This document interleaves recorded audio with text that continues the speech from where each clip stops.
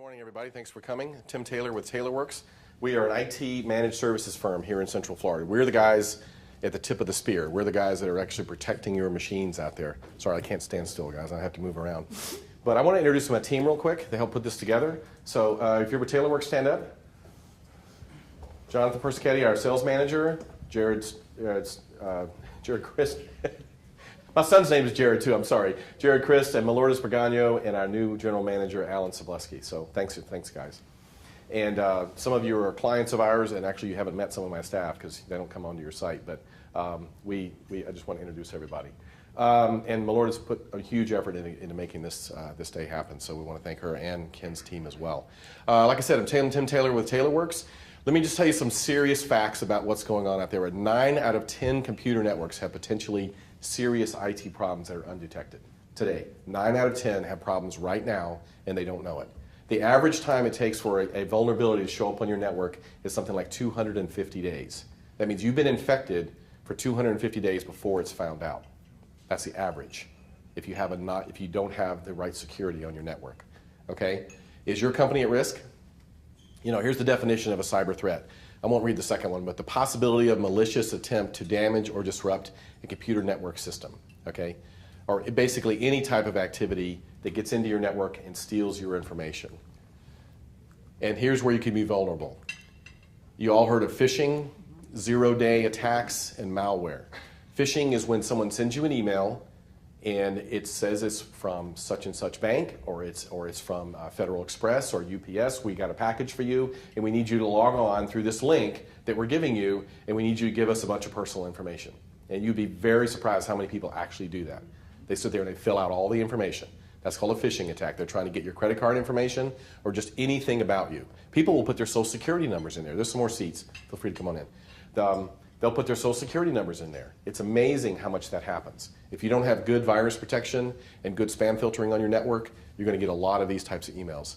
Who knows what a zero-day attack is?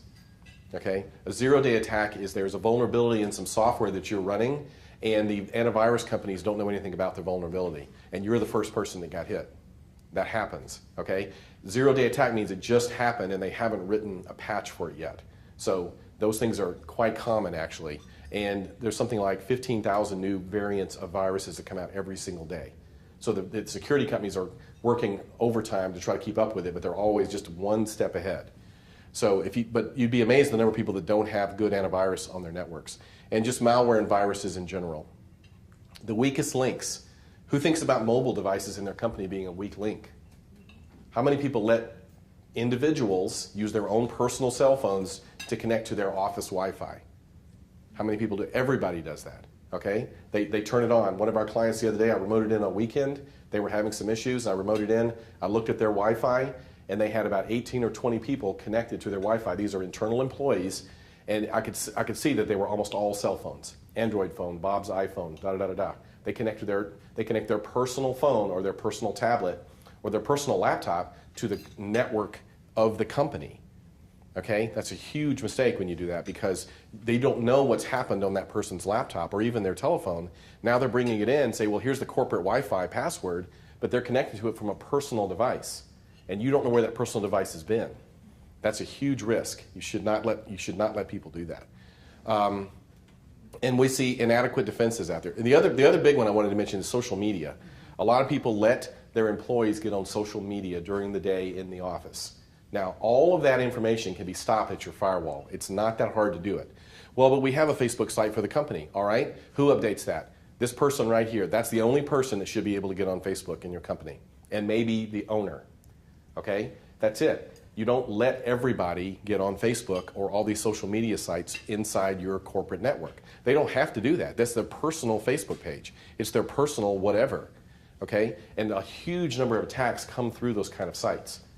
Okay, so my recommendation at your firewall, and we can do this for you, it's not hard to do, you can block social media sites. And you can say, okay, whitelist this one or whitelist it for this person.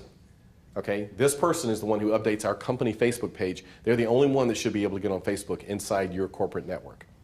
All right, if they want to get on Facebook, they should turn their cell phone on and use their personal data plan to get on there, not your corporate data. Okay, use their personal cell phone to use their personal data plan to get on there if that's what they want to do. You have a question? How do you prevent? How do you prevent it? It's all prevented at the firewall. Okay, there's. If you know the password, well, don't give it out. Okay, don't give it out to everybody. You have to give it out, okay, but you have a policy that says block this. You can also whitelist which devices can connect to the firewall. That's the safest way to do it. See, this is a corporate device and it can connect. Okay, this is a corporate cell phone, it can connect. This is not someone's personal cell phone. How many people carry 2 cell phones? One personal, one work. All my guys carry them, okay? So I said do your personal stuff on your personal phone, and this is just for work. So don't do the personal stuff on there, and we don't have to worry about getting infected. What you're going to see, you're not seeing a lot of mobile devices right now, like cell phones infecting networks, but that's one of the next big things. You're going to see that start to happen, okay? And we have antivirus for cell phones. So even if you allow people to get on your network, and make sure at least there's antivirus that's on their phone, and we have it available. Okay, a lot of people have inadequate defense. The biggest disruption in businesses is actually caused by careless employees. Okay, we're going to get into that. 2014 National Cybersecurity Alliance study showed that 36% of cyber attacks are conducted against small businesses. Okay, small businesses are hit. Almost 40% of all attacks are small business. Of those, 60% go out to businesses within 6 months. 60% of those businesses go out of business within 6 months of a major attack. That takes all of your data. Or compromises all of your data that you have to notify. If you're medical, by law, you have to notify every one of your patients that their records have been compromised. By law, you have to do that for HIPAA. If it's over 500, you have to notify the media. You have to notify the media if it's over 500 people. How many doctors here have more than 500 patients? Everybody. Okay? So they have to notify the media if their data has been compromised. All right? Approximately 80% of security-related incidents occur as a result of employee behavior. Employee behavior. Okay? So I want that to soak in. Employee behavior is the biggest problem. That's one of the biggest. Everybody's concerned about somebody from Pakistan breaking in their network or something like that. No, it's John over here that's playing around on Facebook and other social media apps. That's the guy that's going to let stuff come in accidentally, but he's going to do it. That's where it happens. The average consolidated total of a data breach is $3.8 million, and it's increased 23% since 2013. Okay, so if you have a decent-sized company, and the bigger your company, the more it's going to cost you. But even a small company, it all comes down to percentage, the percentage of your income that you're going to have to spend fighting this. We're going to have to clean it up, but then you have the reputation problem with all of your customers. Okay, so that's your big issue. Are you secure? The only way you're really going to know if you're secure is if you've had a cyber security risk assessment done on your network. That's the only way you're really going to know if you're secure. You need to have a security risk assessment done. There's some information in your packets that we do those, and we do them very affordably, and we can come out and do an assessment of your network and tell you where your vulnerabilities are, okay? And just quickly, this is what we do in a risk assessment. We do a network hardware scan, we do a network security scan, and an external vulnerability scan. We try to get into your network from outside. We analyze your network to identify vulnerabilities that could leave your organization at risk. And depending on what we uncover, we also make suggestions of ways you can prevent unauthorized access, to your network, basically. We tell you, here's your problems, and this is what you need to do to fix it. And we can help you do that. All right?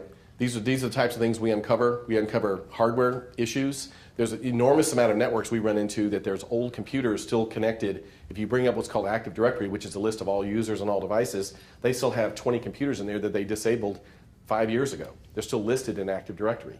Okay, that's not necessarily security-wise hurting you, but it's slowing your network down. You wouldn't believe the number of users that we see. Well, that person hasn't worked here in 4 years. No one ever deleted their account. They disabled it, but it was never deleted. So if someone accidentally re-enabled it, there you go. That person, in theory, could get back on.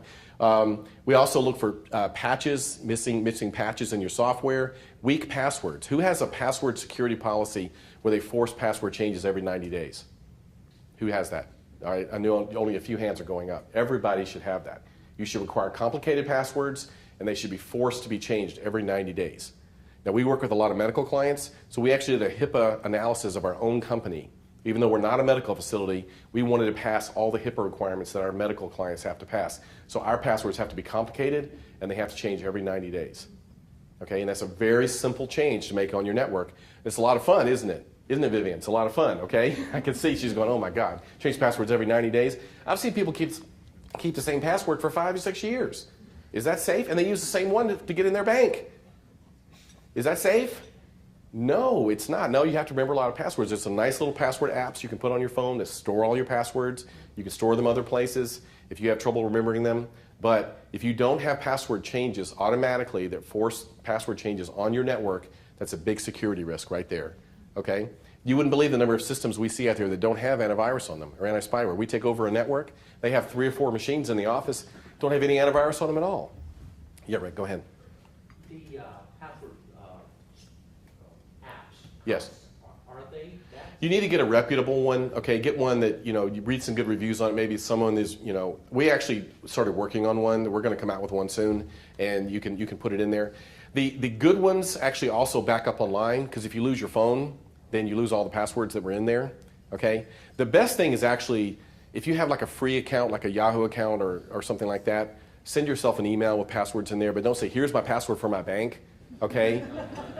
Because then when somebody gets it, or sometimes I'll just put in like something and then I'll put just like the last few digits of the password, and that will make me remember what it is. Okay? But change your passwords on your bank, on your phone. A lot of you are hosting your email with Office 365 now. Now, if you note there's a password on that account, but it's not the same one you log into the network with, because they're not linked together. So a lot of times people will change their password on the network, but they leave their email password the same all the time. And I've seen companies that have a standard email password scheme they use for everybody in the company.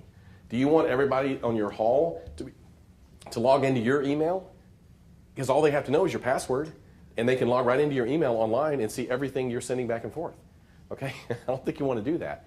And there's a way to link what's called your Active Directory on your server to Office 365. So when you change your password on the server, it also changes it in your hosted exchange.